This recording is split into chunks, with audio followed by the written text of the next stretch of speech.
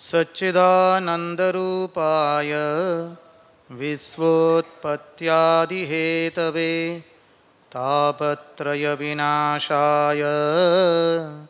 श्रीकृष्णाय वयं नुमः। वंशे विभूषितकरान् नवनीरदाभात् पीताम्बरात्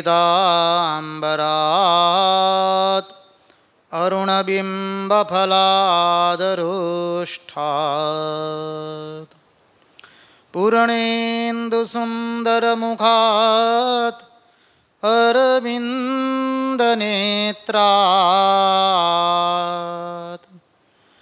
कृष्णात् परं किमपि तत्त्वम् अहं न जाने।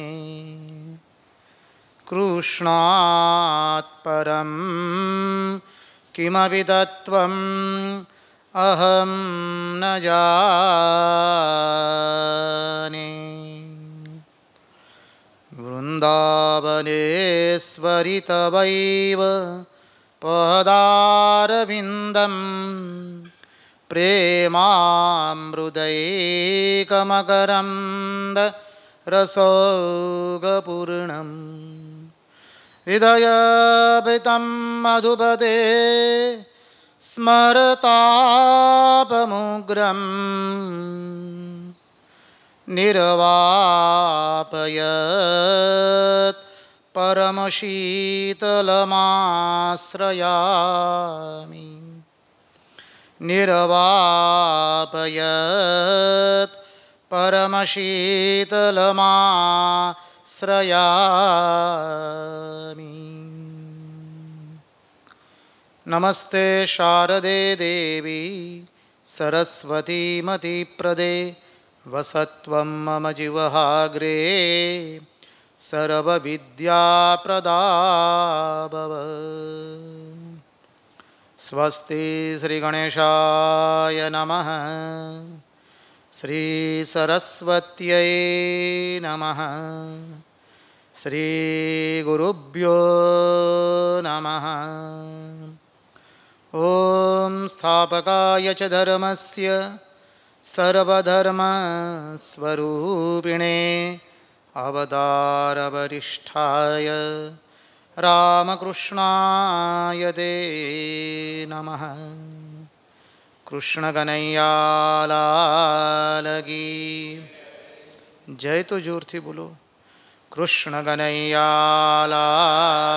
की भक्तवत्सल भगवान की वृंदावन बिहारी लाल की जय।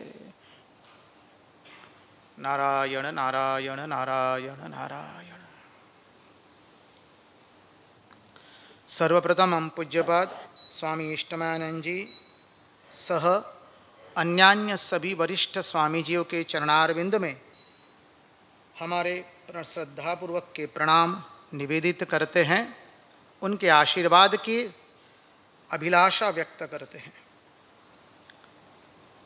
आप सब जो यहाँ पर उपस्थित है हमारे इष्ट के ही अनेकानेक आकृतियों का दर्शन करते हुए आप सब में और आप सबको वंदन करते हुए आप सब से आशीर्वाद की अभिलाषा व्यक्त करते हुए आइए हम भागवत के सत्संग में अवगाहन करें।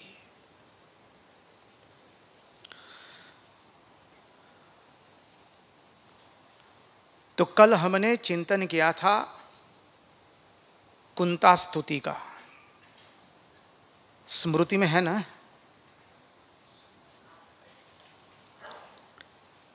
गोप्या ददे त्वहि कृता गसिदामतावद याते दशाश्रुकलिलाञ्जन संभ्रमाक्षम् वक्त्रं निनीय भयभावनया स्थितस्य सा मां विमोह्यति भीरपि यद विभेति। कितनी अद्भुत बात बताई मां कुंता ने। उसी स्वरूप का मैं उस दिन से सतत ध्यान करती हूँ और उसी स्वरूप का चिंतन करते हुए आज तक मैं जीवित हूं। देखिए, हम सबको जीने का एक सहारा लेना है। किसी मनुष्य, वस्तु और घटना को यदि हम आश्रय लेंगे ने तो बहुत दुख भुगतना पड़ेगा। हम सबका स्वानुभव है, महात्माओं को छोड़ दीजिए, हम सबका स्वानुभव रहा। हमने व्यक्तियों को पकड़ा सुख के लिए और वहां से क्या मिला? दुख के अतिरिक्त और कुछ मिला नहीं है। कोई भी हो, चाहे आपके स्वजन, प्रियजन, आत्मीयजन, जो लेना है। वस्तुओं को पकड़ा तो वहां से भी धक्के खाए हैं, घटनाओं को पकड़ा तो वहां से तो ऐसी लाते खाए हैं, दुख से जर्जर हो चुके हैं। देखिए, शास्त्र हमें समझाता है, हम यदि भूतकाल को याद करेंगे ने तो शोक होगा।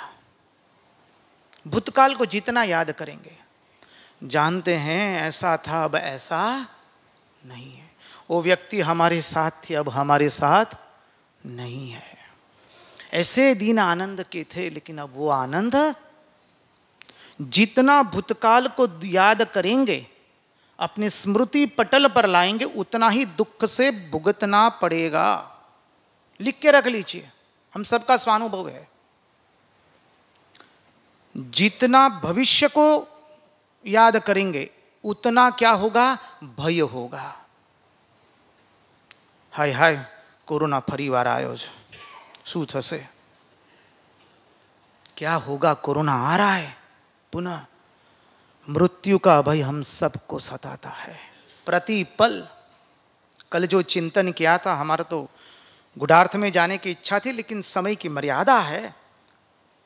हमें मालूम नहीं हमको कहां जाना है, जहां जाना है उसके बारे में पूर्ण रूप से अज्ञात है।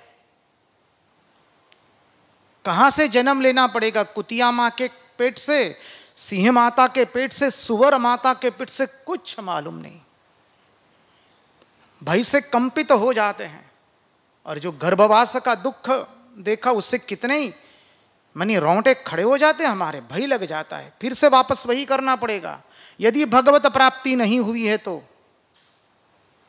इसलिए रंगवदूत महाराज स्पष्ट कहते हैं, मड़ता मनुष्य जन्म जो करे न सार्थक तैम, भोग भोगव्या नरकमा तेज भोगवे अत्र। मनुष्य जन्म मिलने पर भी यदि हमने उसको सार्थक नहीं किया, ईश्वर दर्शन करके, परम तत्व का जान करके, उस परम तत्व का साक्षात्कार नहीं किया, तो फिर पुनरपि जननम पुनरपि मरणम पुनरपि जननी जठरे शयनम। इस बार कोई दूसरा मिला है, पिछले जन्म में कोई दूसरा था, आने वाले जन्म में कोई और भटकेगा और केवल भटकना ही रहेगा। सावधान। और वर्तमान को जितना याद करेंगे उतना मोह बढ़ेगा। नहीं, मेरे आत्मीय जन, मेरे स्वजन, मेरे संतान मेरे साथ रहनी चाहिए, ये संपत्ति बनी रहनी चाहिए, नाम यश पद प्रतिष्ठा कीर्ति विख्याति बनी रहनी चाहिए। वर्तमान को याद करेंगे तो मोह बढ़ेगा, भविष्य को याद करेंगे तो क्या बढ़ेगा? भय बढ़ेगा, और भूतकाल को याद करेंगे तो शोक होगा। तो बोले महाराज अब करना क्या है? बोले आओ क्या करे? हमारे नंद नंदन यशोदा नंदन का चिंतन करे। इसलिए कहा भगवान दो रूप से है। भगवान हमारे हृदय में बैठे हैं अंतर्यामी के रूप में। अंतर्यामी के रूप में बैठ करके हमारे पर हमें अमृत प्रदान कर रहे हैं। क्या कर रहे हैं? अमृत प्रदान कर रहे। और वही ईश्वर बाहर में काल रूप में बैठा है, जो प्रतिपल हमें मार रहा है। काल कितना बड़ा है, भगवान ने स्वयं कहा गीता में, मैं काल हूं। भगवान काल रूप में हमको प्रतिपल मृत्यु प्रदान कर रहे हैं। प्रतिपल हमारी मृत्यु हो रही है, ये गई खत्म हो गया। प्रतिपल मृत्यु का नाम शरीर बदलना, उसका नाम मृत्यु नहीं है। भागवत में आएगा, कपिल देवहूति संवाद में हम देखेंगे, अपने मन को किसी एक विचार में संग्रहित कर लेना, उसका नाम मृत्यु है। बस यही है मृत्यु। मृत्यु, ये तो शरीर की मृत्यु होने वाली है। 100 साल के बाद ये चला जाएगा, जो भी है। कल ही तो परसों देखा था, माता के गर्भ में आए पहले ये शरीर नहीं था, अंत्येष्टि संस्कार के बाद ये रहने वाला। तो ये मध्य में जो दिखाई देता है वो मिथ्या है, क्योंकि जिसका आदि नहीं है, अंत नहीं है, तो फिर मध्य उसका हो सकता नहीं है। अब श्रीमद् भागवत की विशेषता देखिए। भागवत क्या करता है? 3 चीज करता। भागवत का श्रवण हमें हमारे जीवन में क्या अद्भुत अमृतत्व प्रदान करता है। बोले भागवत पहले हमको क्या करता है? निसंशय बनाता है। हमारे मन में कोई शंका नहीं रहने देगा भागवत। और हम अपने स्वानुभव से कहते हैं, श्रीमद् भागवत का अध्ययन के बाद मन में बहुत सारी शंकाओं का नहीं, सभी शंकाओं का समाधान होता है। शंका नहीं रहेगी। ये भगवान श्री कृष्ण का वांगमय स्वरूप है। तेने वांगमय मूर्ति प्रत्यक्षा वर्तते हरे है। श्रीमद् भागवत सामान्य नहीं है, भगवान की साक्षात वांगमय श्री विग्रह है श्रीमद् भागवत। इसलिए हमारे मन में जितने संशय, सब संशयों का निराकरण करा देती है। फिर हमको भय से मुक्ति प्रदान करती है। सबसे बड़ा भय तो हमारी मृत्यु का है। बोले कोई चिंता मत करो, परीक्षित राजा को मृत्यु के भय से बचा लिया। अरे परीक्षित राजा को कोई मृत्यु का भय था ही नहीं, उनको तो 7 दिन में मुक्ति चाहिए थी। कोई अनुष्ठान बताओ महात्माओं को। जब उनको शाप मिला ऋषिपुत्र से, प्रसंग बहुत सुंदर है। परीक्षित राजा वन में गए थे विहार करने, अकेले थे, पिपासा लगी है जल की। जल की खोज में जा रहे हैं, वहां ऋषि का आश्रम देखा। ऋषि के समीप गए, वंदन किए। अब ऋषि समाधिस्थ है। स्पष्ट वर्णन है अपने धर्मशास्त्र में भी कि जब राजा आता है तो ऋषि को उसका सम्मान करना पड़ता है, क्योंकि राजा क्या है? सभी प्रजाओं का प्रतिनिधित्व है। हाँ, राजा जो है नीचे आसन पर बैठेगा, संत महात्मा ऋषि ऊपर आसन पर बैठेंगे, क्योंकि वो राज्यासन है, ये धर्मासन है। तो राजा संत महात्मा के समतुल्य समकक्ष पर नहीं बैठ सकता है, उसको नीचे बैठना है। पर राजा का सम्मान करना है महात्माओं को, संतों को। इसलिए जब परीक्षित राजा गए, उनको वंदन किया, नीचे बैठे, लेकिन ऋषि कोई उत्तर नहीं दे पा रहे। ऋषि समाधिस्थ है। अब देखिए, यही परीक्षित राजा जब वो मां के पेट में थे, तब अश्वत्थामा ने ब्रह्मास्त्र चलाया था। उत्तरा के पेट में थे, मां उनकी उत्तरा, उसके पेट में जब थे तब अश्वत्थामा ने ब्रह्मास्त्र चलाया। अब उत्तरा दौड़े दौड़े इस भगवान के पास आती है, और हमारा कन्हैया तो इन्हें छलिया है, उसका नाम ही है अरे छलिए। नटवर है ना, नट मानी अभिनेता, नटवर मानी अभिनेताओं का भी अभिनेता, एक्टर ऑफ एक्टर्स। तो वो कन्हैया कहता है, अरे क्यों दौड़े दौड़े आ रही हो? क्षत्रियाणी होकर के तुम्हें ब्रह्मास्त्र का भय लगता है क्या? तब उत्तरा बहुत सुंदर उत्तर देती है, हे श्री कृष्ण, मैं ब्रह्मास्त्र के भय से तुम्हारे पास नहीं आई हूं, मैं अपने जीवन को सुरक्षित रखने के लिए तुम्हारे पास नहीं आई हूं, मैं अपने वंश को बचाने के लिए भी तुम्हारे पास नहीं आई हूं। मेरे पेट में जो है उसको मैं बचाने के लिए इसलिए प्रार्थना कर रही हूं कि आने वाला इतिहास कहीं तुम्हारी पर उंगली ना उठा दे कि जो श्री कृष्ण की सतत से साथ थे, श्री कृष्ण ने उनके वंश को ही नष्ट कर दिया। और प्रभु ये नष्ट हो गया तो आपके गुणगान कौन गाएगा। क्या अद्भुत बात बताती है उत्तरा। अब देखिए, भक्ति शास्त्र धर्मशास्त्र का सिद्धांत है, जो भगवान को पुकारेगा भगवान उसकी रक्षा के लिए दौड़ते। भागवत में भी सभी प्रसंगों में आया भाई, गजेंद्र मोक्ष से लेकर रंती देव से सभी प्रसंग में आया। यहां पर परीक्षित ने मां को नहीं पुकारा है, भगवान को नहीं पुकारा है, परीक्षित की मां ने पुकारा है। अब भगवान कहते परीक्षित ने ना पुकारा तो क्या हुआ, उसकी मां ने तो पुकारा है ना। भगवान को इतनी तलप लग गई उसको बचाने के लिए, परीक्षित की रक्षा करने के लिए भगवान अपने चारों आयुध लेकर चले गए। चारों आयुध, भगवान चारों आयुध लेकर कहीं नहीं गए। शंख चक्र गदा और शांतागारम भुजगशयनम विश्वाधारम गगन सदृशम मेघवर्णम शुभांगम लक्ष्मीकांतम कमलनयनम योगिभिर्ध्यानगम्यम वंदे विष्णुं भवभयहरं सर्वलोकैकनाथम। भगवान चारों आयुध लेकर चले गए, शंख चक्र गदा और पद्म, और उत्तरा के पेट में चले गए, मलमूत्र के भांड में। अब वेदांती महात्मा भागवत कथा सुन रहे थे वृंदावन के अंदर में, महान अद्वैत वेदांती है सब। महात्मा कथा कर रहे कि भगवान के पेट में चले, उत्तरा के पेट में चले गए भगवान, जहां मलमूत्र का भांड है। तो एक महात्मा ने कह दिया, क्या मलमूत्र के भांड में भगवान जाएंगे? तो हमारे उड़िया बाबा जी ने कह दिया, ऐसी कोई जगह है जहां पर भगवान न हो, बताओ। इसलिए भगवान मलमूत्र के भांड में गए, शंख चक्र गदा और पद्म लेकर खड़े हैं, अंगूठे के आकार के। परीक्षित देख रहा है कि कोई मेरी रक्षा कर रहा है, और ब्रह्मास्त्र को भगवान ने विफल कर दिया और परीक्षित की रक्षा की है।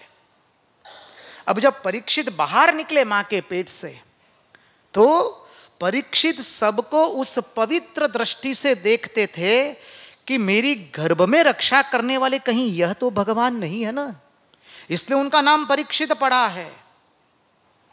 भागवत की परिपाटी भी समझ ले कि भागवत सर्वप्रथम भगवान नारायण ने ब्रह्मा जी को कहा, ब्रह्मा जी ने नारद जी को कहा, नारद जी ने वेद व्यास को कहा, वेद व्यास ने शुकदेव जी को कहा, शुकदेव जी ने परीक्षित राजा को कहा। उसका तत्वार्थ समझ ले। नारायण मानी नारव जोड़ अयन बराबर सु, नारायण संधि विच्छेद। तो नार मानी क्या? जल।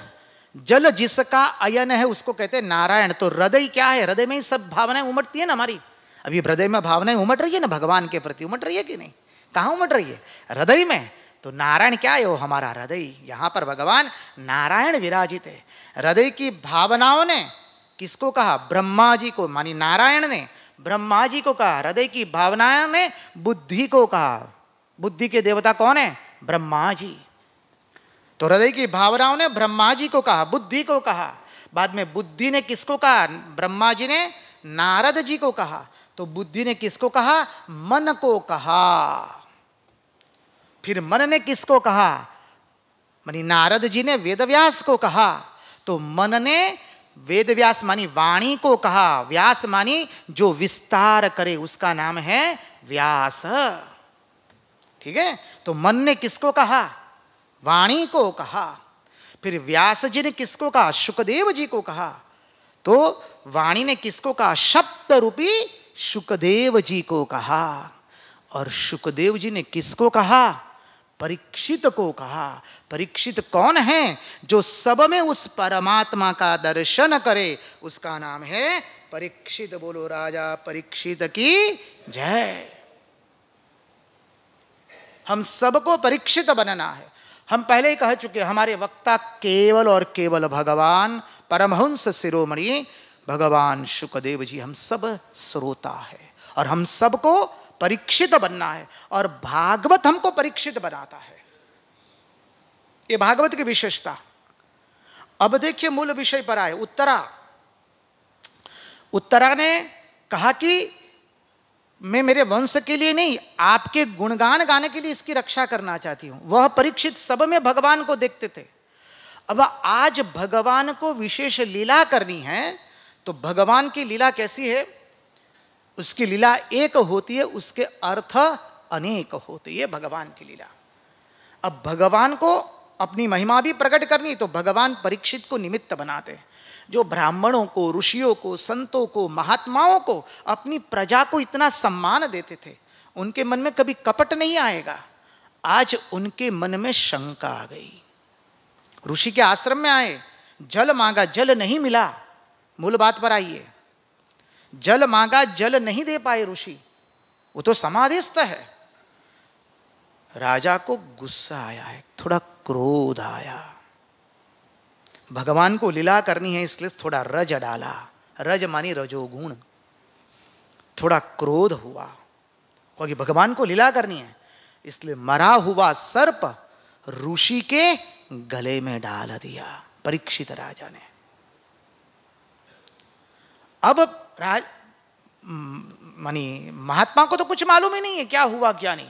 परीक्षित राजा वहां से निकल आए, अपनी नगर में आते, हस्तिनापुर में लौटते, उनको ख्याल हुआ कि मैंने क्या कर दिया, ऋषि के गले में मरा हुआ सर्प डाला, भयंकर पाप किया है मैंने।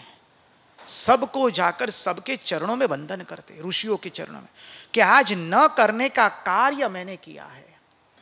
ऋषि के गले में मैंने मरा हुआ सर्प डाला है।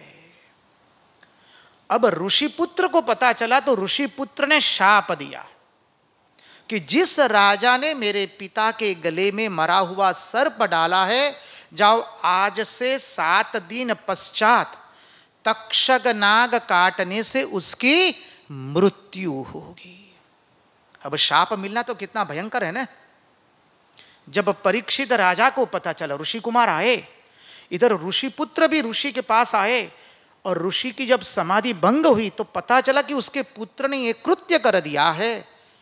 तब ऋषि बहुत नाराज हुए अपने पुत्र के ऊपर। बेटा क्या कर दिया तूने, इतनी छोटी सी भूल के लिए इतनी बड़ी सजा दे दी, वो भी परीक्षित राजा को। तुम जानते हो वो कौन है? परीक्षित राजा यहां पर ब्राह्मणों से, विद्वानों से, संतों से क्षमा मांग रहे हैं, अपना पाप प्रकट करते। वो परीक्षित है। हम में से कोई हम अपना पाप प्रकट नहीं करते हैं, हम अपना गुण ही प्रकट करते हैं सब जगह। जानते हमने इतना किया, हम इतना करते हैं। यहां क्या चल रहा है हमारे में किसी में बताने की साहस नहीं है, क्योंकि हम सब सम्मान के गुलाम हैं, पद प्रतिष्ठा ख्याति विख्याति के गुलाम है। परीक्षित राजा प्रपंच के गुलाम नहीं है, इसलिए महात्माओं के सामने वो अपना भूल जैसा है प्रकट कर देते हैं। महात्मा लोग कहते कोई चिंता मत करो। अब परीक्षित राजा कहते मुझे मृत्यु का भय नहीं है, मुझे तो अच्छा हुआ शाप मिला। अब परीक्षित राजा जो शब्द बोलते उस ध्यान से श्रवण करे। परीक्षित राजा कहते मैं प्रपंच में इतना मशगूल था, इतना प्रपंच के साथ में एक हो गया था, उस प्रपंच को छुड़वाने के लिए ऋषि पुत्र ने मुझे शाप दिया है। समझिए क्या अद्भुत दृष्टि प्रदान करता है श्रीमद् भागवत। शाप मिला, भयभीत नहीं हुए, निराश नहीं हुए, हाय हाय मेरा क्या होगा, वो नहीं हुआ है, बहुत अच्छा हुआ। जोई जोई प्यारो करे सोई मोहे भावे, भावे मोहे जोई सोई सोई करे प्यारे। हित हरिवंश महाप्रभु का सुंदर है, आप लोग परिचित होंगे। हित हरिवंश महाप्रभु वृंदावन में हो गए, हरिदास जी के समतुल्य थे सब। उन्होंने बहुत सुंदर लिखा है, जोई जोई प्यारो करे सोई मोहे भावे। क्या अद्भुत। हित 84 का पाठ करते तो वो तो ये साधन नहीं है, ये हित 84 का पाठ, ये तो साध्य है। समझिए, जोई जोई प्यारो करे सोई मोहे भावे, भावे मोहे जोई सोई सोई करे प्यारे। मेरे लिए जो अच्छा है वही भगवान कर रहे हैं, और भगवान को जो पसंद है वो मुझे स्वीकार्य है। क्या शरणागति है। परीक्षित राजा यहां पर यही बात करते हैं, मैं प्रपंच में अत्यंत मशगूल हो गया था, आसक्त हो गया था, उसकी आसक्ति से छुड़वाने के लिए ऋषिपुत्र ने मुझे शाप दिया है। और सब ऋषि महात्माओं के पास जाते हैं, सबने हाथ उठा दिए, कुछ नहीं, ऐसा कोई अनुष्ठान नहीं है, ऐसा कुछ भी नहीं है कि ऐसी कोई विधि नहीं है कि हम आपको 7 दिन में मुक्ति दिला सके। इतने में दूर से अद्भुत तेज प्रकाशित हो रहा है, सब महात्मा लोग देख रहे, सब भागे उस तेज की ओर। अद्भुत वर्णन आया है, उस तेज में से एक अद्भुत ऋषि का प्रागट्य हुआ है। वो तेज और कुछ नहीं, उनके मुखमंडल का तेज था। शरीर निरावरण है, दिगंबर है, दृष्टि ब्रह्म दृष्टि है। समझिए क्या सुंदर वर्णन है। पीछे बच्चे लोग जो है पत्थर मार रहे, देह का भान नहीं है, धूल उड़ा रहे, देह का भान नहीं है। सब महात्मा लोग दौड़ते हैं, परीक्षित राजा दौड़े हैं, उनके चरणों में साष्टांग दंडवत प्रणाम किया है। और परीक्षित राजा ने अपना पाप प्रकट किया है। महाराज, न करने का कृत्य मैंने किया है। ऋषि के गले में मरा हुआ सर्प डाला है, मुझे शाप मिला है, 7वें दिन मुझे तक्षक नाग काटेगा और मेरी मृत्यु होगी। महाराज, मुझे 7 दिन में मुक्ति प्राप्त करनी है। और शुकदेव जी महाराज इतना प्रसन्न हो गए। परमहंस शिरोमणि है, सामान्य नहीं है। शिवजी स्वयं शुकदेव जी बनकर के आए हैं। भागवत के 3 वक्ता है, सुत जी एवं सौनक जी, नारद जी एवं व्यास जी, एवं शुकदेव जी एवं परीक्षित राजा। श्रेष्ठ वक्ता और श्रोता कौन है? शुकदेव जी और परीक्षित राजा। शुकदेव जी ने एक ही बार कथा की, बाद में कथा नहीं की। परीक्षित राजा ने श्रवण किया और मुक्ति प्रदान हो गई। कैसी मुक्ति प्रदान हुई आता है 12 स्कंद में। शुकदेव जी महाराज ने जब कथा की पूर्णाहुति की, शुकदेव जी महाराज कहते, राजन कोई प्रश्न हो तो पूछो। परीक्षित राजा के नेत्रों में अश्रु है, बोला मुझे कोई प्रश्न नहीं है। परीक्षित राजा कहते हैं, अहम ब्रह्म परम धाम ब्रह्माहम परमं पदम एवं समीक्षन्नात्मानम आत्मन्याधाय निष्कले दशंतम तक्षकम पादे लेलिहानम विषाननैः न दृश्यसि शरीरम च विश्वम च पृथगात्मनः सर्व वेदांत सारम यद ब्रह्मात्मैकत्व लक्षणम वस्तु द्वितीयम तन्निष्ठम कैवल्यैक प्रयोजनम। स्पष्ट कह दिया, ब्रह्म जगत और उसमें अब कोई फर्क ही नहीं है। हम ब्रह्म परम धाम ब्रह्माहम परमं पदम एवं समीक्षन् आत्मानम आत्मन्याधाय निष्कले। अद्भुत बात बताइए भागवत के, क्योंकि अब कोई दूसरा है ही नहीं, तो भाई कहां से? अत्र तत्र सर्वत्र वही विराजित है। और मैं कौन हूं? वही सच्चिदानंद घन परमात्मा। तो भाई किसका, कहां का, किसका? Why do we suffer? Because of ignorance. Swami Vivekananda कहते पुनः पुनः ज्ञान योग में, Why do we suffer? Because of ignorance. हम दुख क्यों भुगतते हैं? अज्ञान के कारण। और अज्ञान क्या है? यही तो अज्ञान है। हम जो दूसरों को देख रहे हैं वही सबसे बड़ा अज्ञान। तो वह परीक्षित राजा ने जब उनकी शरण ली, शुकदेव जी इतने आनंदित हो गए। परीक्षित राजा ने प्रश्न पूछ लिया, अतः पृच्छामि संसिद्धिं योगिनां परमं गुरुं पुरुषस्येह यत् कार्यं म्रियमाणस्य सर्वथा। म्रियमाण व्यक्ति का कर्तव्य क्या है? कितना सुंदर प्रश्न किया है। म्रियमाण किसे कहते हैं? जिसके मस्तिष्क पर सब समय तलवार लटकती रहती है। किसकी? मृत्यु की। हम सब के मस्तिष्क पर मृत्यु की तलवार लटक रही। किसको मालूम नहीं है, किसी को, कि हमारी मृत्यु कब होने वाली है। परीक्षित राजा को तो मालूम था 7वें दिन मृत्यु होने वाली है।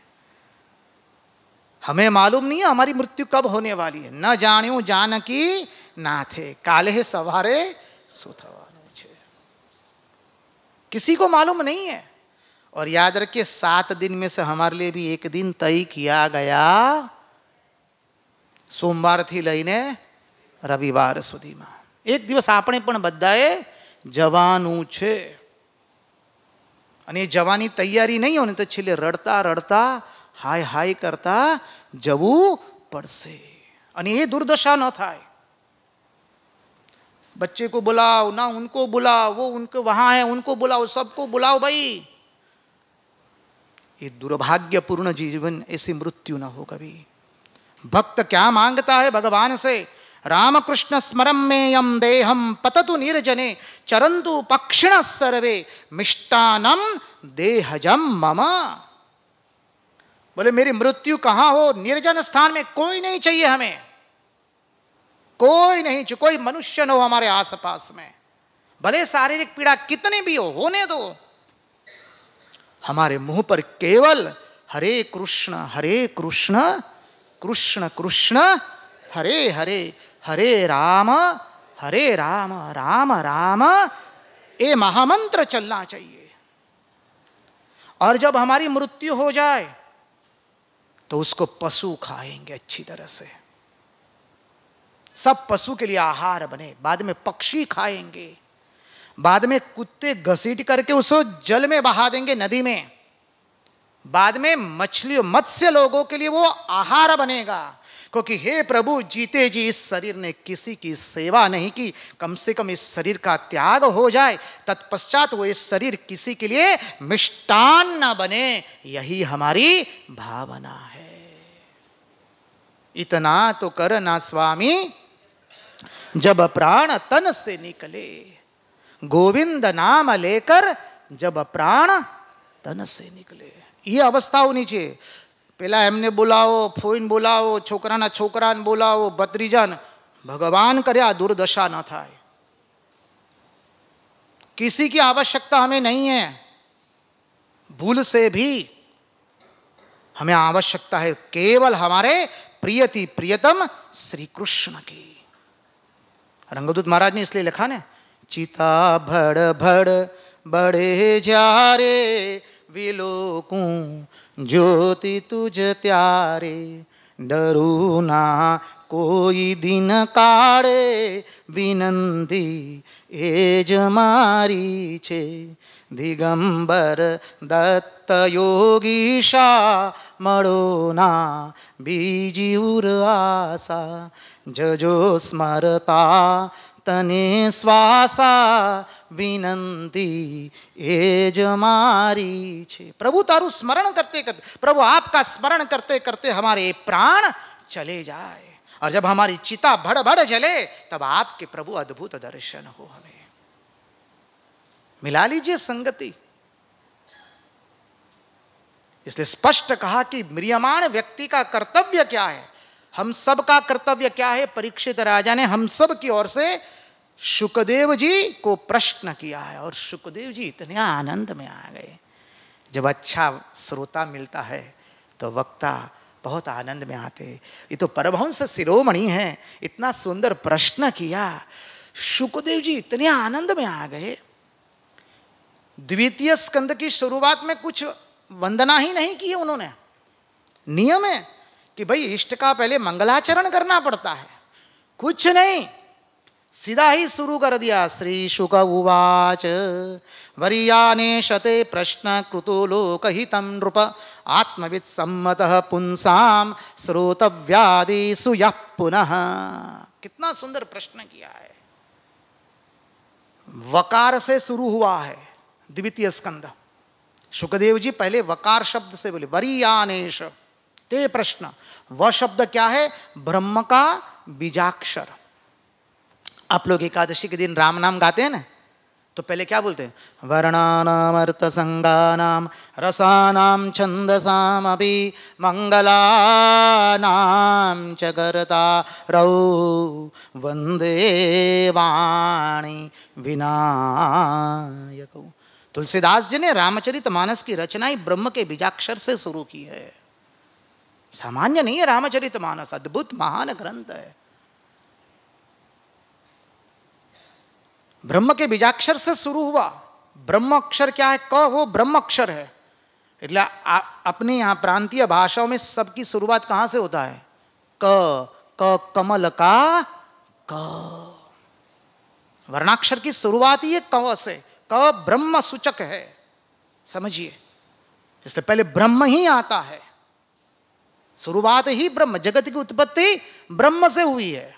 इसलिए पहले क सिखाया जाए। अपने यहाँ पहले ये नहीं, that is of English medium. આપણે સાથે લેવા દેવા નથી અત્યારે।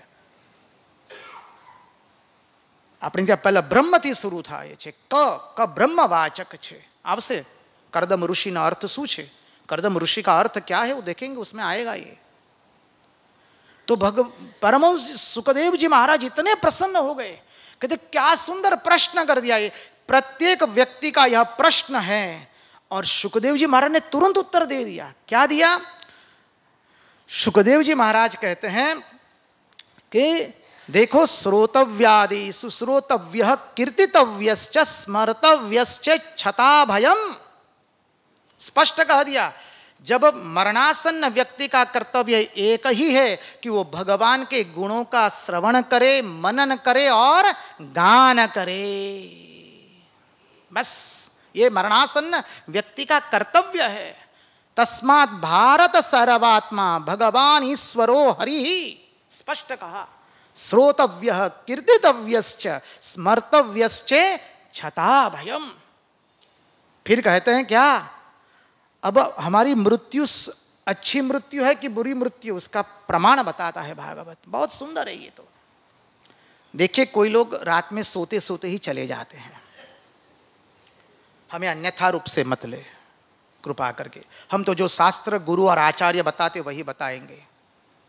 वो मृत्यु जागतिक लोगों के लिए बहुत अच्छी होगी। वो मृत्यु सबसे खराब मृत्यु है अध्यात्म पथ के लिए। जब हम गाढ़ निद्रा में होते, सुषुप्ति में होते, तब मर गए, तब हम कौन सा चिंतन लेके सुषुप्ति में गए थे हमें मालूम नहीं है। दुर्दशा है वो। मृत्यु उसी को कहते हैं जब प्रभु का स्मरण करते करते हमारी मृत्यु हो। इसलिए भागवत स्पष्ट कहता है। क्या कहता है? कि अंते नारायण स्मृति ही, स्पष्ट कहा। एतावान सांख्य योगाभ्याम स्वधर्म परिनिष्ठया, स्पष्ट कह दिया। एतावान सांख्य योगाभ्याम स्वधर्म परिनिष्ठया जन्म लाभ पर पुंसाम अंते नारायण स्मृति ही। इस जन्म, जो मनुष्य जन्म लिया, वो फलीभूत हुआ, वो सफल हुआ। उसका प्रमाण एक ही है कि अंत समय में भगवान नारायण की स्मृति होनी चाहिए। अपना कचराल, हमारे कचरालाल थे। कचरालाल को अचानक दिल का दौरा पड़ा, लेटा दिया गया फर्श पर। कचरालाल के 4 बेटे, केतन, रतन, मगन और छगन। कचरालाल को दिल का दौरा आया, सब पांव दबा रहे, ये दबा रहे, हाथ दबा रहे। थोड़ी देर के बाद कचरालाल की आंख खुली। बोले, बड़ा कहाँ है? बोले, पिताजी आपका चरण दबा रहा हूं। मझला कहाँ है? पिताजी आपके हाथ दबा रहा हूं। उसके बाद का वाला कहाँ है? बोले, पिताजी वो आपका सर दबा रहा है। अच्छा, छोटू कहाँ है? छोटू कहाँ है? बोले, वो डॉक्टर को बुलाने गया। बोले, सब वहां है तो दुकान पर कौन है? मर गए तब तक। ऐसी दुर्दशा ना हो। अधिकांश मनुष्य, हम लोगों की गति वही होती है। हम जो ये हंस रहे, हमारे पर ही हंस रहे हैं। हम प्रपंच को लेके ही हमारी मृत्यु होती है। आप लोगों ने देखी होगी अपने स्वजनों की मृत्यु। अच्छी भी होती है, अधिकांश तो क्या होती है, वो न बोलना ही अच्छा है। और हमारे भी अन्यथा रूप से मत लीजिए, महात्माओं को छोड़ दीजिए। अधिकांश तो हम 50 वाले ही વધારે अब दिवस नहीं, આપણે બધા किनारे जाएला है। हम सब किनारे पे ही आ चुके हैं और इस उम्र में यदि निवृत्ति नहीं आई तो दुर्गति होगी। जीवन में यदि निवृत्ति नहीं आती तो दुर्गति के लिए तैयार होना है, अपने आप का निरोध करना है सबसे, प्रवृत्ति और निवृत्ति। और ये द्वितीय स्कंद इतना सुंदर, ये साधन स्कंद है। प्रथम स्कंद अधिकारी स्कंद है, द्वितीय स्कंद साधन स्कंद है। उसमें कुल 10 अध्याय है। प्रथम स्कंद में कुल 19 अध्याय है, द्वितीय स्कंद में कुल 10 अध्याय है। उसमें पहले 2 अध्याय में ध्यान है, बाकी के 2 अध्याय में श्रोता और वक्ता के लक्षण बताए हैं और बाकी के 6 अध्याय में मनन बताया है। तो पहले 2 अध्याय में जो ध्यान बताए, तो पहले अध्याय में विराट पुरुष का ध्यान आता है। विराट पुरुष का ध्यान करने से हमारे भीतर में जो राग द्वेष है वो दूर हो जाता है, और पुरुष का ध्यान करने से हमारा चित्त जो है वो, जो हमारी चित्त वृत्ति भगवदाकार बनती है। समझिए। फिर बाद में वक्ता श्रोता के लक्षण है, माने कीर्तन करना, भगवान के गुणगान गाना और भगवान के गुणों का स्मरण करना, ये साधन बताया। और बाद में आता है मनन। मनन में भी 2 प्रकार पड़ते हैं, उत्पत्ति एवं उपपत्ति। ध्यान से श्रवण करें, वेदांत है।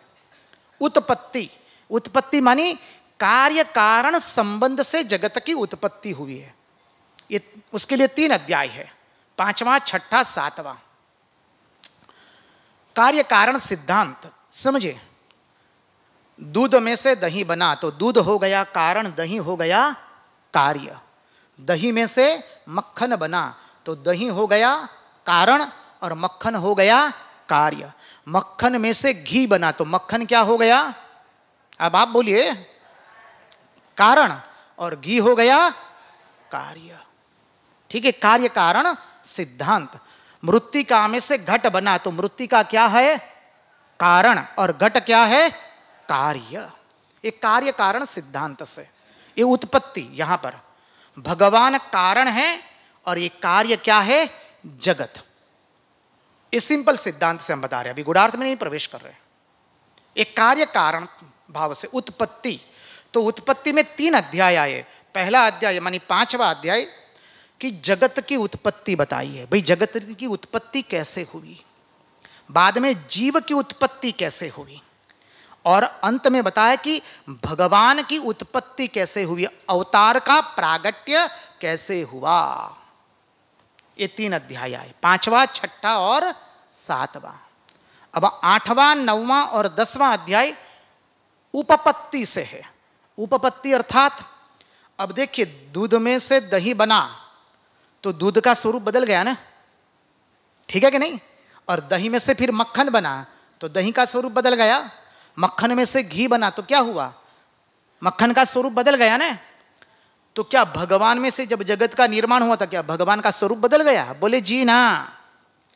जिसके ऊपर में कार्य कारण सिद्धांत की कोई असर होती नहीं है, वो हो गया उपपत्ति। सरल अर्थ से वेदांत है वो, ये उपपत्ति।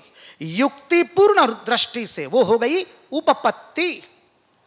कार्य कारण सिद्धांत होने के पश्चात भी अपितु भगवान के ऊपर में वो कार्य कारण सिद्धांत लगता नहीं है।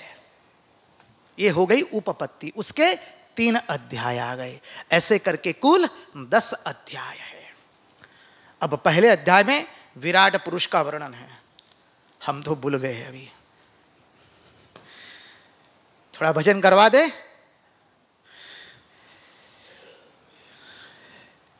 थोड़ा भजन कर लो। तो बाकी का सिद्धांत है, बहुत सुंदर सिद्धांत है। विराट पुरुष का वर्णन देखेंगे, बाद में पुरुष का ध्यान करेंगे, तत्पश्चात हम चतुश्लोकी भागवत में प्रवेश करेंगे। आज थोड़ी 5-1 मिनट के लिए थोड़ा ज्यादा बैठना पड़ेगा।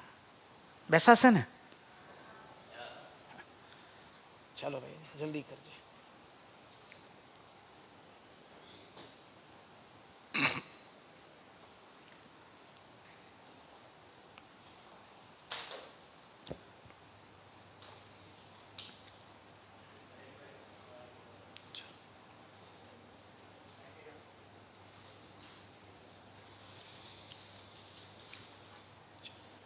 આજથી ક્યાં જાઓ છો?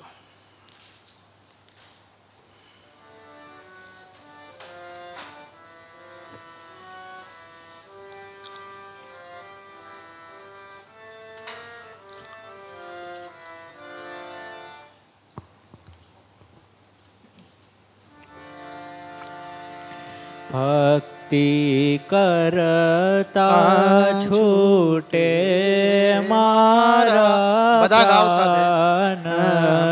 પ્રભુજી એવું માગું છું.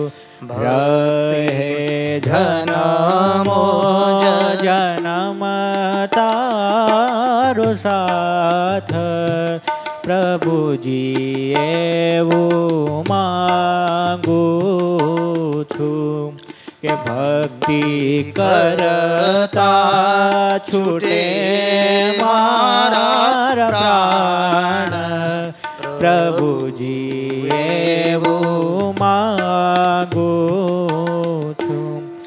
તારું મુખડો મનોહર જોયા કરું, રાત દિવસ ભજન તારું ગાયા કરું.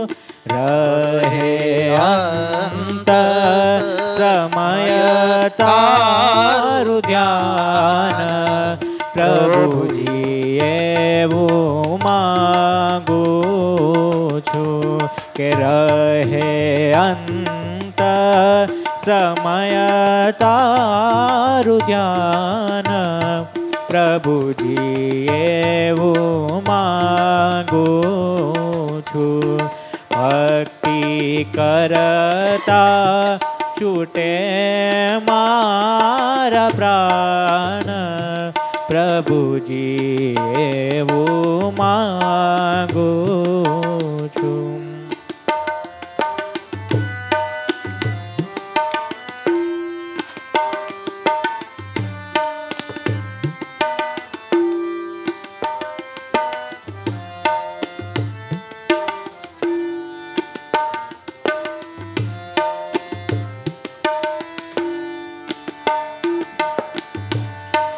મારી આશા નિરાશા કરશો નહીં, મારા અવગુણ હૈયામાં ધરશો નહીં. શ્વાસે શ્વાસે રટું તારું નામ, પ્રભુજી એવું માંગું છું કે શ્વાસે શ્વાસે રટું તારું નામ, પ્રભુજી એવું માંગું છું. ભક્તિ કરતા છૂટે મારા પ્રાણ, પ્રભુજી એવું માંગું છું કે મારા પાપને તાપ સમાવી લેજો, તારા બાળકને દાસ બનાવી લેજો. દેજો આવીને દર્શન દાન, પ્રભુજી એવું માંગું છું કે દેજો આવીને દર્શન દાન, પ્રભુજી એવું માંગું છું. ભક્તિ કરતા છૂટે મારા પ્રાણ, પ્રભુજી એવું માંગું છું. કૃષ્ણ કનૈયા લાલ કી जय। तो आइए हम प्रवेश करें विराट पुरुष के ध्यान में। पहला अध्याय विराट पुरुष के ध्यान का है। पहले समझ ले, जगत पूरा विराट पुरुष है। आप सब लोग पुरुष सुक्त करते हैं ना। सहस्रशिरसा पुरुषः सहस्राक्ष सहस्रपात् सभूमिं विश्वतो वृत्वा अत्यतिष्ठद्दशाङ्गुलं पुरुष एवेदगं सर्वं यद्भूतं यच्च भव्यम् उदामृतत्वस्येषानः यदन्नेनातिरोहति एतावानस्य महिमा अतो जयगंश्च पुरुषः। विराट पुरुष का वर्णन है। विराट पुरुष क्या है? इस समग्र जगत विराट पुरुष है। समग्र जगत, केवल पृथ्वी लोक नहीं है, जितने लोक है वो सब, उसमें सब कुछ आ गया। What ever is under the boundary of time space causation, देश काल निमित्त की मर्यादा में जो कुछ है वो सब कुछ विराट पुरुष है। एक ही पुरुष, विराट पुरुष। तो बोले 14 लोक है। भू भुव स्वः जन मह तप सत्य, ये 7 ऊपर के हो गए। अतल वितल सुतल तलातल महातल रसातल और पाताल, ये 7 नीचे के हो गए। तो भगवान को उस विराट पुरुष के जो तलवे है वो क्या है? बोले पाताल है। रसातल क्या है? एड़ी और पंजे। महातल क्या है? बोले गांठे जो है वो। फिर आगे का वर्णन किया है। बोले फिर महातल के बाद तलातल जो है वो क्या है? बोले ये पिंडे, पांव की पिंडे, काफ मसल्स, समझिए। और फिर कहा ये जो घुटने हैं वो क्या है? वितल है। और पंजे जो है वो झांगे जो है अतल और वितल। फिर कमर क्या है? भू। नाभि क्या है? भुव। स्वः हृदय, भू भुव स्वः मह। मह मानिए ये छाती का प्रदेश, मह जन। तप समझिए मुख। फिर ललाट। फिर अंत में क्या आ गया? सत्यलोक मानी ये मस्तिष्क का। भू भुव स्वः मह जन तप एवं सत्यलोक। फिर इंद्रादि देवताएं, उनकी भुजाएं हैं। देवता क्या है? भगवान का वीर्य। देवताएं भगवान के हस्त है, भुजाएं। और असुर जो है वो भगवान का वीर्य है। मनुष्य क्या है? भगवान को उस विराट पुरुष का निवास स्थान है। दिशाएं क्या है? 10 दिशाएं भगवान के कर्ण है, उस विराट पुरुष के कर्ण।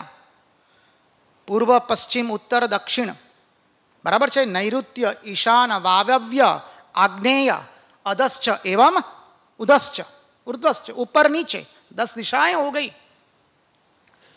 अश्विनी कुमार भगवान के क्या है? नासिका के छिद्र है। बहुत सुंदर वर्णन है। जगत में जैसे आप बाहर निकलते नहीं, इसको मुखस्थ कर लेंगे, भागवत में सुंदर दिया है। आपको भगवान के अतिरिक्त फिर कुछ दिखेगा नहीं। पहले मानसिक रूप से आप तैयारी तो बनना पड़ेगा ना। बोले क्या है? भगवान के केश क्या है? बोले बादल, वो भगवान के केश है। भगवान के नेत्र क्या है? बोले अंतरिक्ष है। भगवान के जो पलकें हैं वो क्या है? रात दिन है। भ्रमर क्या है? बोले ब्रह्मलोक है वो भगवान का। भगवान का जो तालु है वो जल है। भगवान की जो दाढ़ें हैं वो यमलोक है। भगवान के जो जिह्वा है वो रस है सभी प्रकार के। भगवान के अधरों पर जो स्मित है वो माया है।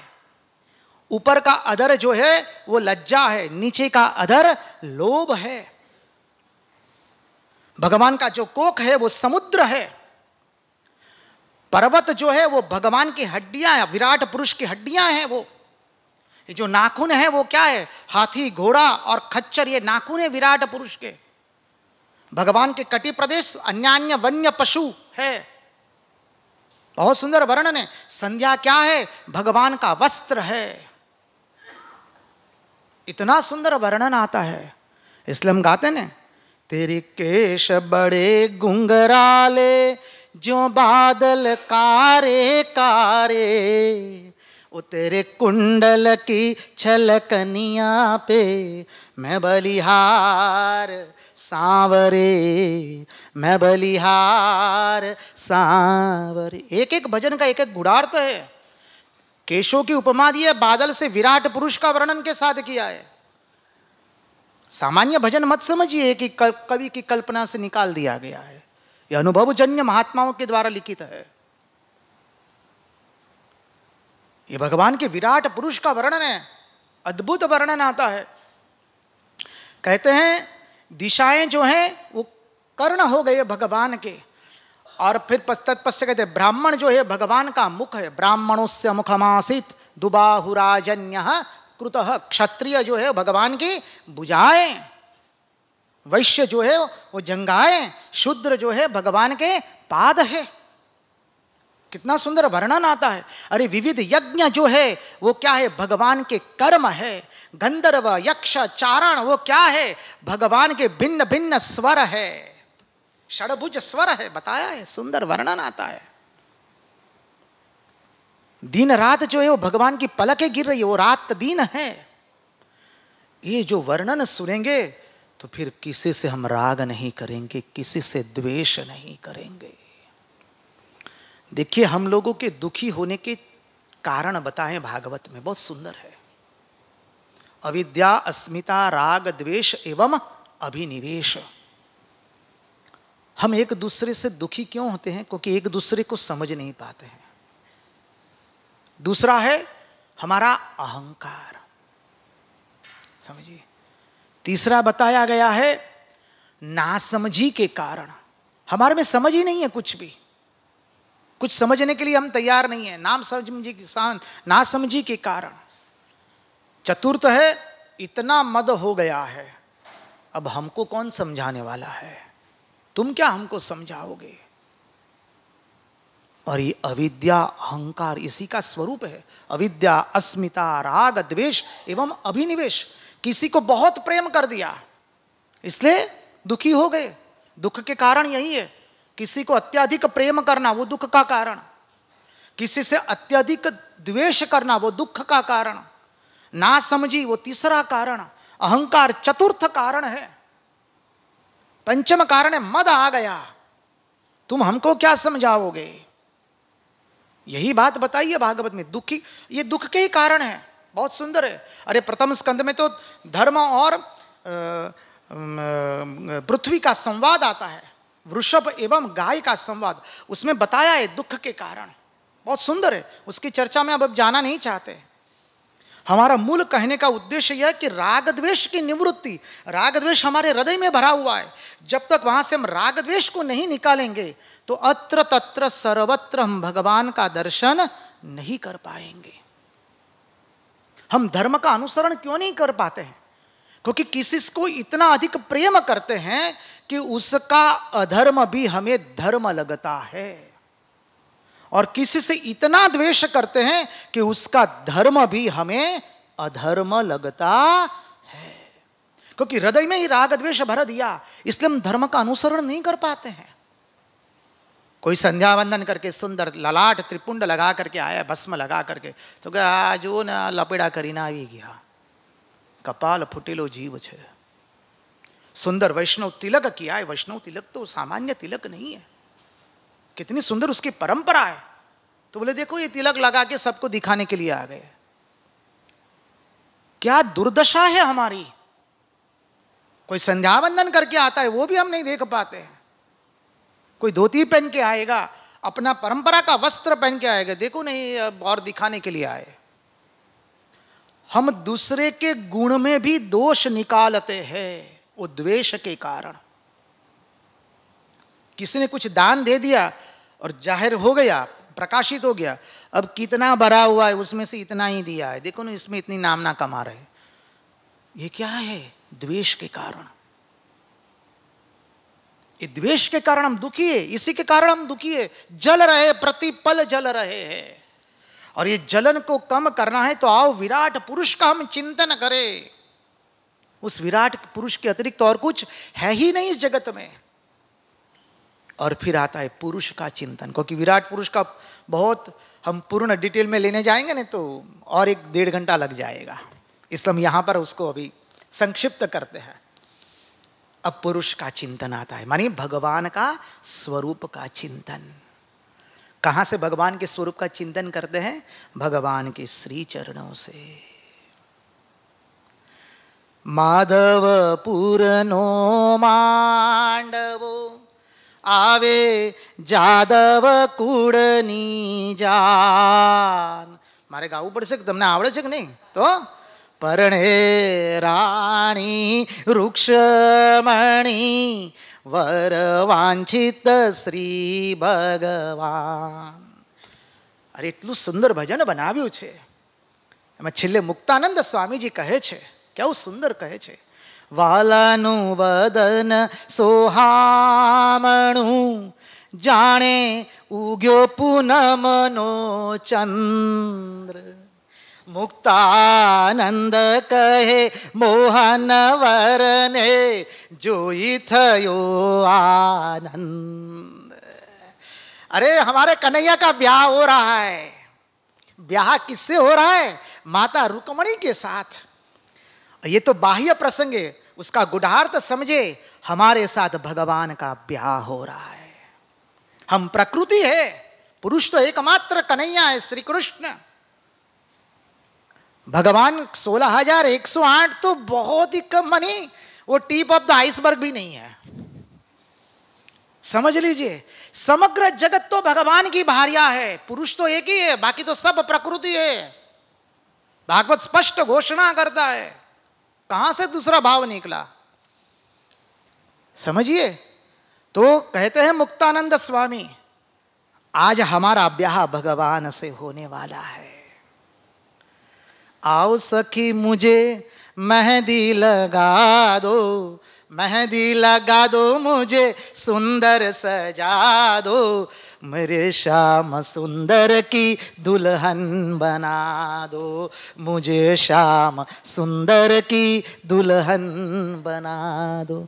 ऐसे वर को क्या वरे जो जिए और मर जाए, वरिए श्री गोविंद को जो जुग जुग अमर हो जाए. इतना सुंदर भाव बनाया है महात्मा ने. सत्संग में मेरी बात चलाई. भगवान से ब्याह कब होगा? जब प्रेम होगा तब ना. तो प्रेम कहां से होगा? सत्संग से. जितनी भगवान का श्रवण करेंगे कथा का, उतना ही भगवान से प्रेम होगा. मैं पहले भी हम कह चुके हैं, हम नहीं कहते, महात्माओं ने कहा, शास्त्र ने कहा, आचार्यों ने कहा, भगवान जब अनुग्रह करते तो केवल और केवल सत्संग प्रदान करते हैं. भगवान का अनुग्रह करने से बच्चे, बीबी बच्चे और वो सब खुश में रहेंगे, वो अनुग्रह नहीं है. भगवान का जब अनुग्रह होगा तो भगवान सत्संग प्रदान कराएंगे. और सत्संग सबको नहीं मिलता है. बिनु सत्संग विवेक न होई, राम कृपा बिनु सुलभ न सोई. स्पष्ट कहा है, राम कृपा बिनु सुलभ न सोई. भगवान की कृपा के बिना सत्संग नहीं मिलता है. मन में बिठा लीजिए. और ये भगवान की अनंत कृपा है हम सब पर. हम सबको ये सत्संग मिला है. प्रेम कहां से होगा? भगवान से. जब भगवान की कथा सुनेंगे तब तो ना. ठीक है कि नहीं? और भगवान की कथा सुनते तो फिर जब वृंदावन जाते हैं, हमारे डाकोर जाते हैं, तो जहां जब रणछोड़ राय का और बांके बिहारी का स्वरूप देखते तो क्या स्वतः मन से निकल आता है, तेरी मंद मंद मुस्कनिया पे, ओ तेरी मंद मंद मुस्कनिया पे मैं बलिहार सांवरे, मैं बलिहार सांवरे. ये पुरुष का ध्यान है. मुक्तानंद स्वामी कहते हैं, अरे आज तो हमारा ब्याह हो रहा है.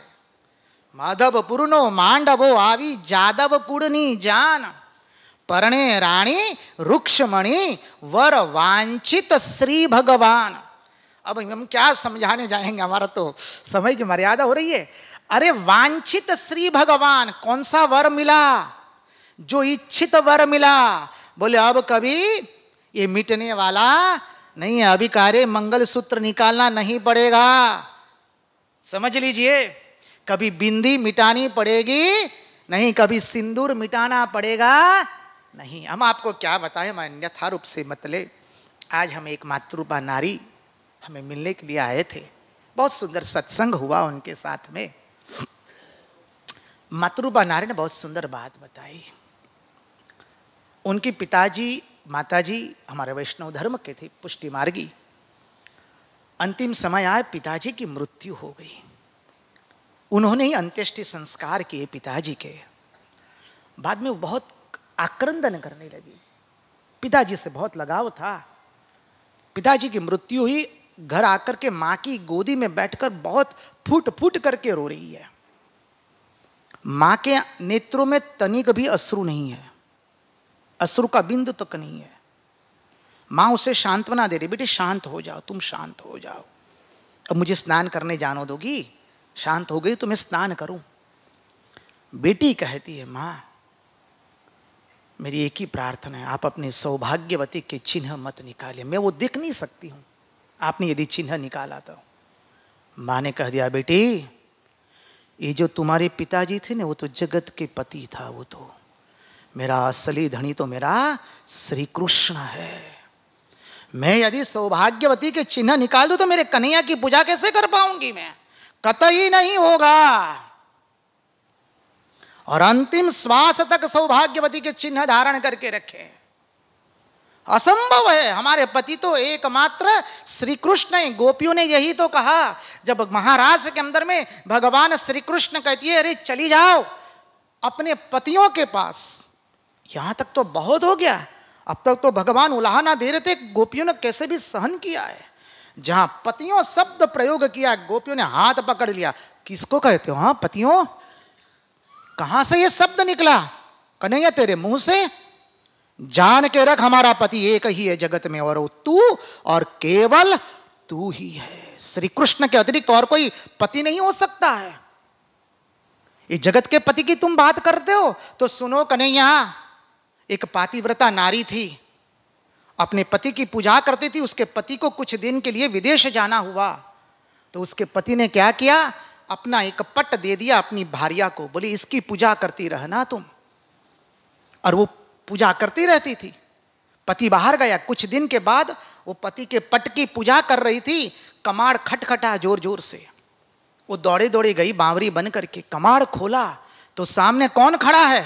उसका पति। कन्हैया अब बता तू, वो पट की पूजा करेगी कि अपने पति की पूजा करेगी?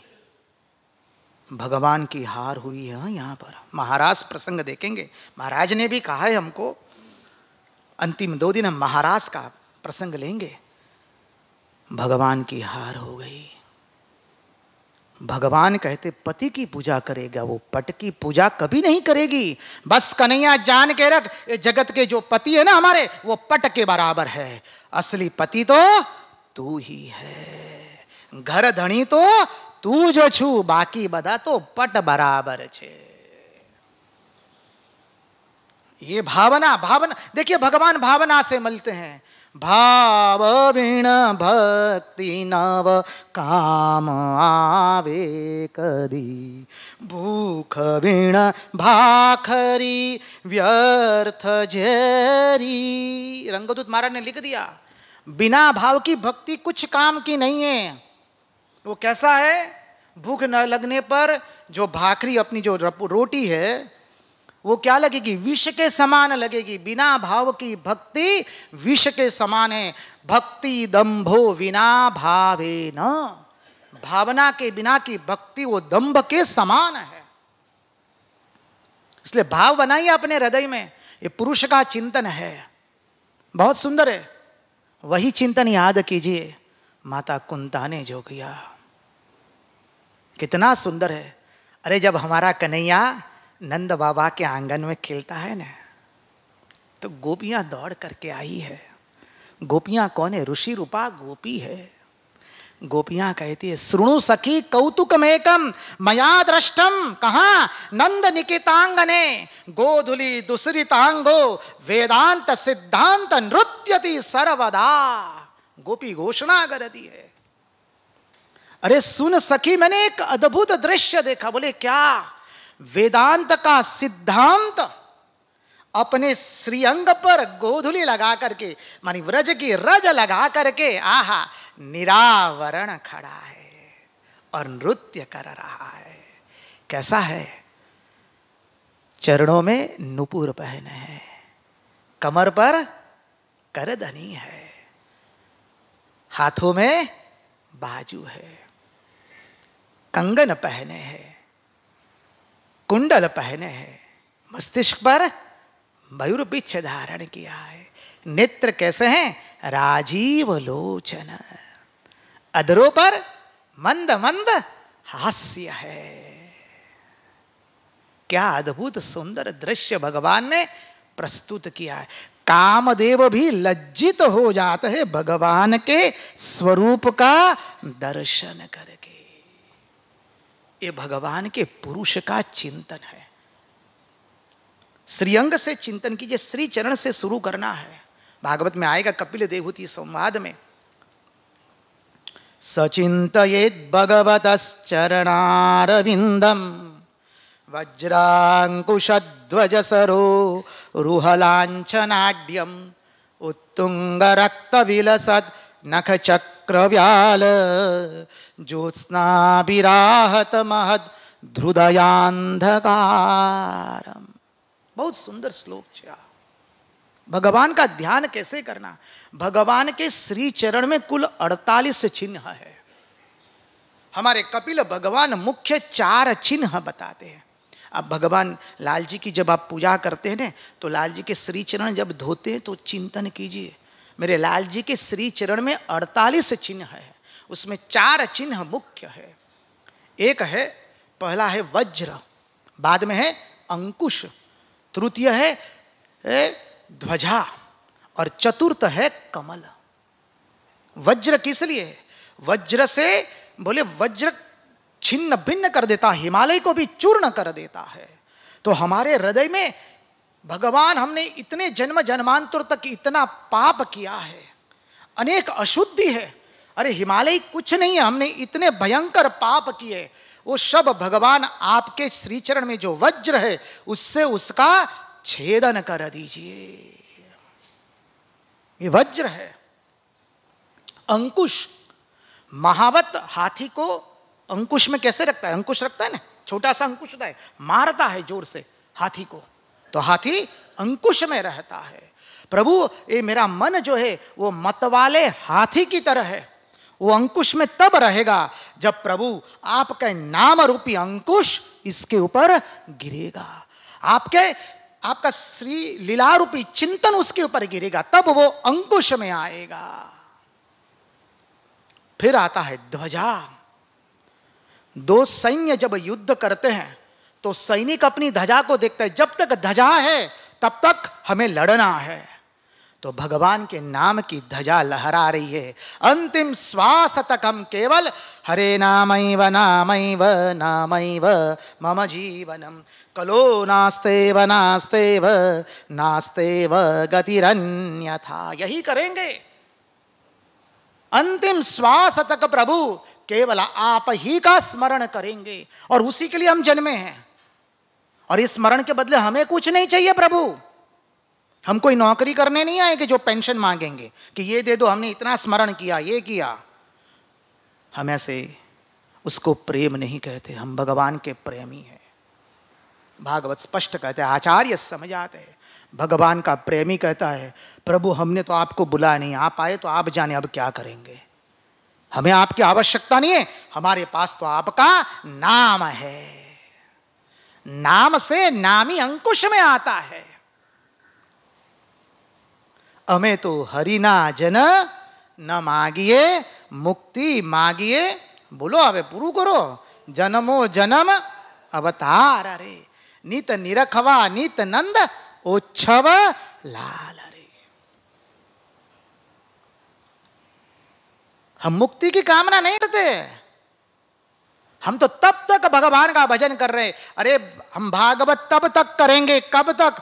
आत्यंतिक कल्प तक। निगम कल्पतरोर गलितम फलम शुक मुखाद अमृत द्रव संयुतम पिबत भागवतम रसमालयम मुहुरहो रसिका भुवि भावुका। एक कल्प की बात नहीं है, आत्यंतिक कल्प तक हम भागवत का श्रवण करेंगे, मनन करेंगे, निधिध्यासन करेंगे, संकीर्तन करेंगे, क्योंकि भागवत ही हमारा साधन है और भागवत ही हमारा साध्य है।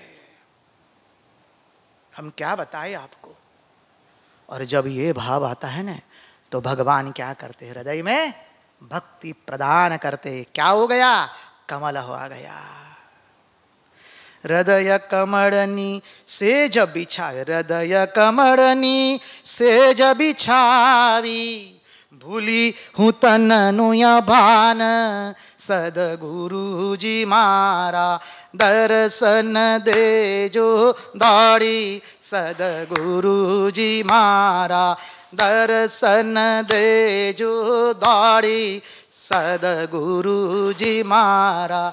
ऊंची थावू नीची थावू अगासीए चढ़ी जोऊं, तो ये न लागे कहीं भाड़ सदगुरु जी मारा। कितनु सरस भजन बनायु છે પૂજ્ય બાપજી રંગદૂત મહારાજે। दर्शन दे जो दौड़ी सदगुरु जी मारा। प्रभु दौड़ कर मुझे दर्शन देना। मैं ऊंची हो रही हूं, नीची हो रही हूं, माने क्या? अरे कभी जगत में बैठती हूं, कभी भगवान आपके स्मरण में बैठती हूं। मेरा ठिकाना नहीं है मन का। ऊंची थावू नीची थावू अगासीए चढ़ी जोवू। सामान्य अर्थ से देखे तो भगवान जब आने वाले हो तो तुम बाहर बाहर देखते प्रभु आए कि नहीं, हैं? फिर भीतर गए, पीछे से दरवाजे से तो नहीं आएंगे ना। हृदय में अभी प्रेम बरसा है, छत पर चले जाते, भगवान दिखाई दे रहे कि नहीं? तो बोले हम कभी प्रपंच में बैठते, कभी आपके नाम में बैठते, और कभी दोनों से पर होते, ऊपर में जाकर के देखते। तो ये न लागे कहीं भाड़ सदगुरु जी मार। फिर भी आपका कहीं पता नहीं लग रहा। हे नाथ, क्या सुंदर बनाया है। तो कहते ये है सचिंतयेत भगवतश्चरणारविंदम वज्रांकुशध्वज सरोरुह लांछनाढ्यम उत्तुंग रक्त विलसद नखचक्र व्याल ज्योत्स्नाभिराहत महद्रुदयाम्दक। आहा, हमारे भगवान के पाद पद्म के जो नाखून है ना, उसके ऊपर जो सफेद नाखून है वो कैसे है? बोले अंधकार में दिव्य प्रकाश प्रकाशित हो रहा है। इतना सुंदर वर्णन किया है भगवान के नाखून का। ये पुरुष का ध्यान है। ये जितना ध्यान करेंगे ना, नीचे से लेकर श्री चरण से लेकर ध्यान करने का। और हमारे श्री राम कृष्ण देव का भी चिंतन अद्भुत है। 5 मिनट से अद्भुत चिंतन है। श्री राम कृष्ण देव ने स्वयं कहा, आप अपने इष्ट का ध्यान करने से पहले बोले यहां का चिंतन कर लीजिए। श्री राम कृष्ण देव स्वयं बोले, और वो बताते हैं कैसे उनका चिंतन कर लीजिए। श्री राम कृष्ण देव का जो वर्ण है वो सुवर्ण के रंग का था। सुवर्ण का तावीज का रंग और श्री राम कृष्ण देव का रंग एक हो गया था। उनका शरीर अत्यंत कोमल था। लूची तोड़ने गए तो खून निकल आया था। श्री राम कृष्ण देव का ध्यान कर ले हम, उनके श्री चरण से। भगवान क्रॉस लेग में बैठे हैं, देखे ना, सुखासन कहते उसको, समझिए, ठीक है। उसमें बैठे हैं भगवान। उनके दोनों हाथ जो है एक दूसरे से ऐसे भिड़े हुए हैं। अंगूठा ऐसा है, एक छोर का धोती घुटनों तक है और एक छोर का धोती ऊपर उठ गया है। देखिए सुंदर तरीके से। वक्षस्थल विशाल है, सुंदर। यहां पर कमर पर थोड़ी करचली पड़ी है। धोती का एक छोर यहां है, और जब मुखारविंद पर आते हैं, वक्षस्थल से ऊपर आते हैं, तो यहां की हड्डियां दिखाई दे रही है। भगवान का सुंदर श्रीमुख है। श्री राम कृष्ण देव का जो हास्य है वो माता जानकी जी ने उनको दिया था। श्री राम कृष्ण देव का हास्य वो माता जानकी जी का हास्य है। पहले उनको माता जानकी जी का दर्शन हुआ था, और प्रत्येक अवतार ने उनको कुछ न कुछ दिया। माता जानकी जी ने अपना हास्य दिया है। और श्री रामकृष्ण देव का सुंदर वर्ण है, सुंदर मुखारविंद है, शांत स्वरूप है। हृदय कमल मध्ये राजितं निर्विकल्पं सदसदखिल भेदातीतमेकस्वरूपं प्रकृति विकृति शून्यं नित्यमानन्दमूर्तिं विमल परमहंसं रामकृष्णं भजाम्यहं। विमल परमहंसं रामकृष्णं भजाम्यहं। और सुंदर सी हमने भगवान के श्रीअंग में, भगवान के गले में सुंदर सी वैजंती माला पहनाई, उनके दर्शन किए। एक साथ हम लोगों ने जयकार किया, कृष्ण कन्हैया लाल की, भक्त वत्सल भगवान की जय, वृंदावन बिहारी लाल की जय, भगवान श्री राम कृष्ण देव की, महामाई श्री शारदा देवी की जय। श्री जय जयकार तो जोरती बोलो। श्रीमत् स्वामी विवेकानंद जी महाराज जी, सब संतन की, सब भक्तन की। ओम नमः पार्वती पदये हर हर महादेव हर। जय जय श्री राधे, जय जय श्री राधे, जय जय श्री राधे। भगवानना चरणों में एक ज प्रार्थना, प्रभु अमारा मननी मति गति अने रति प्रभु आपके चरणारविंद में बनी रहे। यही प्रार्थना के साथ आज की वाणी को विराम देते हुए ओम शांति शांति शांति, हरि ओम तत्सत।